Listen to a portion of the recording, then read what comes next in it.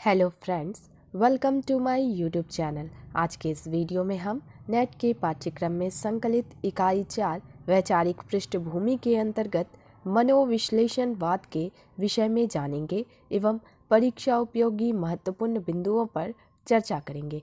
तो आइए समझते हैं।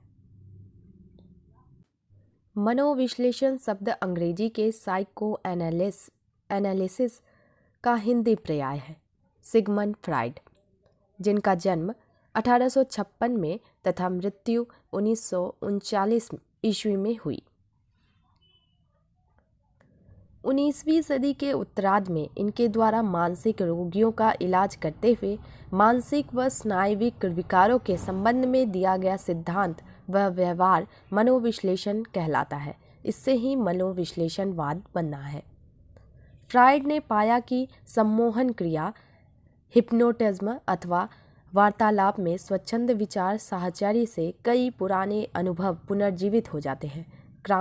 काम वृत्ति और उसका अचेतन रूप से दमन इन अनुभवों का मूल कारण है। आगे देखते हैं। शैशवीय दमित काम वृत्ति वह मनोवैज्ञानिक सिद्धांत है जिस पर वे पहुंचे। उन्होंने इसे जीवन की मुख्य प्रेरक शक्ति माना। यह शिशु के जन्म से ही क्रियाशील रहती है और इसका दर्शन मानव के समस्त व्यवहार में अप्रत्यक्ष रूप से होता है। इसके लिए वे लिबिडो शब्द प्रयुक्त करते हैं। आगे देखते हैं। शैशव में मानस में केवल ईड ही विकसित रहता है, दमन का प्रश्न नहीं उठता, किंतु सामाजिक और नैतिक दबावों के कारण अहम, ईगो और सुपर ईगो का विकास होने लगता है और स्वाभाविक कामेक्षाएं दमित होने लगती है। अचेतन मानस का निर्माण इन दमित इच्छाओं से होता है। शिशु की काम वृत्ति अपने माता पिता और भाई बहनों की ओर प्रेरित होती है, किंतु नैतिक निषेधों के कारण यह वृत्ति दमित होती रहती है और व्यक्ति के मन में कुंठाएं पैदा हो जाती है। फ्राइड के सिद्धांत में इडिपस कुंठा, ओडिपस कॉम्प्लेक्स का विशेष महत्व है, जो ग्रीक नायक इडिपस, जिसने अपने पिता की हत्या कर अपनी मां से विवाह कर लिया था, के नाम पर है।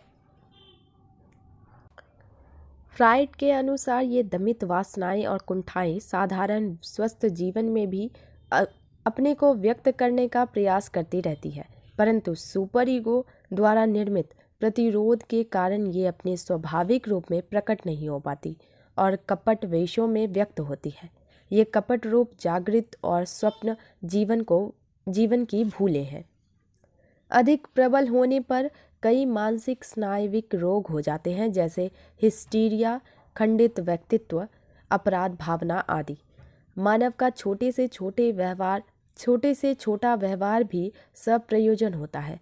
मानसिक जीवन में कुछ भी अकारण अथवा निष्प्रयोजन नहीं होता है। प्रयोजन या प्रेरणा प्रमुखता कोई कामेक्षा होती है, जिसे हम मनोविश्लेषण के द्वारा जान सकते हैं। फ्राइड के विचारों का कला और साहित्य पर गहरा प्रभाव पड़ा। फ्राइड के अनुसार अचेतन मानस की संचित प्रेरणाओं और इच्छाओं से ही कला और धर्म दोनों का उद्भव होता है। साहित्य और कला का जन्म तब होता है जब दमित वासनाएं उदात्त रूप में अभिव्यक्ति पाती है। साहित्य, कला, धर्म आदि सभी को फ्राइड इन्हीं संचित वासनाओं और प्रेरणाओं से उद्भूत कर मानता है। फ्राइड के सहयोगियों और शिष्यों में एडलर और युंग ने फ्राइड से असहमति रखकर कुछ भिन्न सिद्धांतों का प्रतिपादन किया है। आइए देखते हैं। एल्फ्रेड एडलर, जिनका जन्म 1870 में तथा मृत्यु 1937 में हुई। एडलर के मनोविज्ञान में लिबिडो अथवा कामवृत्ति से अधिक महत्व अहम को दिया गया। उनका मत है कि फ्राइड कामवृत्ति को अनावश्यक महत्व देते हैं। कामवृत्ति के अतिरिक्त अहम की मांग भी मानसिक स्नायुविक रोगों का मूल कारण हो सकती है। एडलर के मनोविज्ञान में आत्मस्थापन की प्रवृत्ति ही प्रमुख है, कामवृत्ति नहीं। हीनत्व कुंठा मानसिक स्नायुविक रोग का मूल कारण है। यथार्थ से संघर्ष के कारण व्यक्ति के आत्मस्थापन को संतुष्टि नहीं मिल पाती और उसमें हीन भावना विकसित हो जाती है। युंग, कार्ल गुस्टाव युंग, जिनका जन्म 1875 में तथा मृत्यु 1961 में हुई, वह भी फ्राइड के इस मत से असहमत थे कि जीवन की प्रमुख प्रेरक शक्ति कामवृत्ति है। उन्होंने लिबिडो शब्द का अधिक विस्तृत अर्थ लिया, जिसमें फ्राइड की कामवृत्ति और एडलर की आत्मस्थापन प्रवृत्ति दोनों ही समन्वित है। वह उसे जीवन की वह प्रारंभिक और सामान्य प्रेरक शक्ति मानते हैं जो मानव के सभी व्यवहारों में व्यक्त होती है। आगे देखते हैं। व्यक्तित्व के प्रकारों का सिद्धांत युंग का सबसे महत्वपूर्ण सिद्धांत है। उनके अनुसार व्यक्ति मुख्यतः दो प्रकार के होते हैं। एक तो वे जिनका ध्यान और शक्ति अपने पर ही केंद्रित रहती है, दूसरे वे जिनकी शक्ति सामाजिक और भौतिक वातावरण की ओर प्रकट होती है। पहले प्रकार के व्यक्ति अंतर्मुखी तथा दूसरे प्रकार के बहिर्मुखी होते हैं। जहाँ विचारों और भावनाओं में केंद्रित होने के कारण अंतर्मुखी व्यक्ति अधिक भावुक, कल्पनाशील, एकांत प्रिय और अव्यवहारिक होते हैं। वहीं बहिर्मुखी व्यक्ति व्यवहार कुशल, समाज प्रिय और क्रियाशील अधिक होते हैं। आगे देखते हैं। मनोविश्लेषणवाद का प्रभाव। मनोविश्लेषण का सिद्धांत 20वीं सदी का एक अत्यंत महत्वपूर्ण सिद्धांत है, जिसने साहित्य और कला की दुनिया पर भी व्यापक प्रभाव डाला। कला के क्षेत्र में दादावाद, अति यथार्थवाद जैसे आंदोलनों को मनोविश्लेषणवाद से प्रेरणा मिली। नैतिकता और उसके प्रतिमानों पर एक नई समझ विकसित हुई और स्वच्छंद विचारों की एक नई पीढ़ी के निर्माण का मार्ग प्रशस्त हुआ। अंग्रेजी साहित्य में D.H. लॉरेंस और जेम्स जॉयस इसके प्रमुख लेखक हैं। हिंदी में ईलाचंद्र जोशी, जैनेंद्र अज्ञे आदि के साहित्य पर इस सिद्धांत का प्रभाव दृष्टिगोचर होता है। अब हम मनोविश्लेषणवादी परंपरा को समझते हैं। हिंदी के अनेक उपन्यासकारों ने अपनी कृतियों में आधुनिक मनोविज्ञान एवं मनोविश्लेषण के सिद्धांतों के आधार पर अपने पात्रों की मानसिक प्रवृत्तियाँ, विशेषतः यौन वृत्तियों, दमित वासनाओं, कुंठाओं, ग्रंथियों आदि का विश्लेषण प्रस्तुत किया, जिन्हें इस परंपरा में स्थान दिया जा सकता है। इनमें जैनेंद्र कुमार ने परख, सुनीता, त्यागपत्र, कल्याणी, सुखदा, विवर्त, व्यतीत, जयवर्धन आदि उपन्यासों की रचना की है, जिनमें विभिन्न पात्रों की मानसिक प्रवृत्तियां एवं अंतर्द्वंद का विश्लेषण अत्यंत सूक्ष्म रूप से हुआ है। सामान्यतः इनमें नारी और पुरुष के पारस्परिक आकर्षण का चित्रण हुआ है, किंतु इनकी नारियां पुरुष पात्रों की अपेक्षा अधिक प्रभावशाली एवं सशक्त दृष्टिगोचर होती है। इसलिए इनके उपन्यासों को नायिका प्रधान भी कहा जाता है। इनकी नायिकाएं भी प्रायः एक जैसी व्यक्तित्व वाली है। वे विवाहित हैं, किंतु विवाह के अनंतर अपने पति के मित्र, भाई या किसी अन्य सामाजिक कार्यकर्ता के संपर्क में आती है और उसे अपने हृदय का स्नेह, सच्ची सहानुभूति और कभी कभी अपना सर्वस्व भी समर्पित करती हुई उसके चरित्र को ऊंचा उठाते या उसकी पीड़ा को कम करने का प्रयास करती है।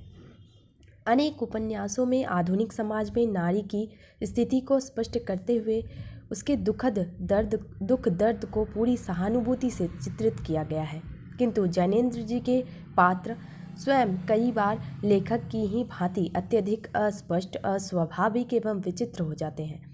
अतः उनकी भावनाओं के साथ ही सभी परिस्थितियों से तादात्म्य नहीं हो पाता। उदाहरण के लिए सुनीता में श्रीकांता अपनी पत्नी को अपने मित्र के साथ अकेली छोड़कर कुछ दिनों के लिए बाहर चला जाता है ताकि दोनों में घनिष्ठता बढ़ सके। ईलाचंद्र जोशी ने लज्जा, सन्यासी, पर्दे की रानी, प्रेत और छाया, निर्वासित, मुक्तिपथ, जिप्सी, सुबह की भूलें, जहाज का पंछी आदि उपन्यासों की रचना की है, जिनमें फ्रायड, एडलर, युंग आदि मनोविश्लेषणकर्ताओं के सिद्धांतों के आधार पर काम, अहम, दंभ, आत्महीनता की ग्रंथि आदि के विभिन्न रूपों का चित्रण अत्यंत सूक्ष्म, यथार्थ एवं सजीव रूप में हुआ है। जोशी जी शुष्क दार्शनिक या कोड़े मनोविश्लेषक नहीं हैं। उनके पास उपन्यासकार की कल्पना, कवि की अनुभूति एवं गद्यकार का भाषा सौष्ठव भी है, इसलिए उन्हें इस क्षेत्र में सर्वाधिक सफलता प्राप्त हुई है। सच्चिदानंद हीरानंद वात्स्यायन अज्ञे ने भी शेखर एक जीवनी, नदी के द्वीप, अपने अपने अजनबी में यौन प्रवृत्तियों का चित्रण किया है, जो कहीं कहीं अत्यधिक अस्वाभाविक एवं असामाजिक भी हो सकता है। इसलिए उनकी कृतियों की प्रारंभ में पर्याप्त निंदा एवं कुचर्चा भी हुई, किंतु इससे अज्ञे का हित भी हुआ। अज्ञे के सिद्धांत के अनुसार जिस लेखक का जितना अधिक विरोध होगा वह उतना ही बड़ा लेखक होता है। अतः इस दृष्टि से अज्ञे को बहुत बड़ा लेखक माना जा सकता है। डॉक्टर देवराज के पथ की खोज, बाहर भीतर, रोड़े और पत्थर, अजय की डायरी आदि, डॉक्टर धर्मवीर भारती के गुनाहों का देवता और सूरज का सातवां घोड़ा, अनंत गोपाल सेवड़े के निशा गति और मृगजल, प्रभाकर माचवे के द्वाक्षा और सांचा, यादव चंद्र जैन का पत्थर पानी, नरेश मेहता का डूबते मस्तूल, गिरधर गोपाल का चांदनी के खंडर तथा नरोत्तम प्रसाद नागर का दिन के तारे आदि भी इसी परंपरा में आते हैं। इनमें सामान्यतः यौन संबंधी कुंठाओं, दमित वासनाओं एवं मानसिक ग्रंथियों का ही निरूपण एवं उद्घाटन किया गया है। जीवन दर्शन की दृष्टि से ये उपन्यासकार प्रायः व्यक्तिवादी या अति व्यक्तिवादी कहे जा सकते हैं, किंतु इन्होंने व्यक्ति के अस्वस्थ पक्ष का उद्घाटन अधिक किया है। इसके नायक प्रायः दुर्बल, अस्वस्थ एवं कुंठाग्रस्त हैं, तो नायिकाएं स्वच्छंद एवं वासनाग्रसित हैं। कहीं कहीं नारी या पुरुष को अस्वाभाविक रूप में ऊंचा उठाने का भी प्रयास किया गया है, किंतु समग्र रूप में ये दुर्बल व्यक्तियों की दुर्बल कहानियां हैं, जो समाज में अस्वस्थता, रुग्णता एवं दुर्बलता का वातावरण उत्पन्न करने में पर्याप्त सहायक सिद्ध हो सकती है। प्रगतिवादी परंपरा के उपन्यासकारों में राहुल सांकृत्यायन, यशपाल, नागार्जुन, रांगेय राघव, भैरव प्रसाद गुप्त, अमृत राय आदि हैं। इन्होंने मार्क्सवादी दृष्टिकोण से वर्तमान पूंजीवादी सभ्यता के दोषों, शोषक वर्ग के अत्याचारों, आर्थिक विषमता के दुष्परिणामों, शोषित वर्ग की दयनीय स्थितियों तथा समाज की यथार्थ परिस्थितियों के अंकन के उद्देश्य से उपन्यासों की रचना की है। इनका सर्वोत्कृष्ट उपन्यास झूठा सच माना जाता है, जिसमें 1947 ईस्वी के भारत विभाजन की घटना को आधार रूप में ग्रहण करते हुए सांप्रदायिक दंगों, अत्याचार, बलात्कार की घटनाओं तथा शरणार्थियों के जीवन की कठिनाइयों तथा कांग्रेसी सरकार की नीतियों का दिग्दर्शन यथातथ्य रूप में करवाया गया है। वस्तुतः इसमें प्रेमचंद के बाद से लेकर 1960 ईस्वी तक की भारत की राजनीतिक, सामाजिक एवं आर्थिक परिस्थितियों एवं विभिन्न वर्गों की प्रवृत्तियों का चित्रण यथार्थ एवं सजीव रूप में हुआ है। यशपाल के उपन्यास सोद्देश्य हैं, किंतु इसी से इनका कलात्मक मूल्य कम नहीं हो जाता। उनमें आधुनिक जीवन के यथार्थ अंकन, समाजवादी दर्शन की व्याख्या और क्रांति के संदेश के साथ साथ कला का सौंदर्य भी विद्यमान है। नागार्जुन के अनेक उपन्यास, रतिनाथ की चाची, बलचन्मा, नई पौध, बाबा बटेश्वर नाथ आदि विचारधारा की दृष्टि से ये एक नई परंपरा के प्रवर्तक हैं, जिसे आंचलिक कहा जाता है। भैरव प्रसाद गुप्त के द्वारा रचित मसाल, गंगा मैया, जंजीरें, नया आदमी आदि उपन्यासों में भी प्रगतिवादी दृष्टिकोण से किसानों और मजदूरों के जीवन का चित्रण करते हुए शोषित वर्ग की अनुभूतियों एवं भावनाओं को अभिव्यक्त किया गया है। इनमें सामाजिक रूढ़ियों, शोषक वर्ग के शोषण एवं अत्याचारों के विरुद्ध संगठित होकर संघर्ष एवं विद्रोह करने की प्रेरणा दी गई है।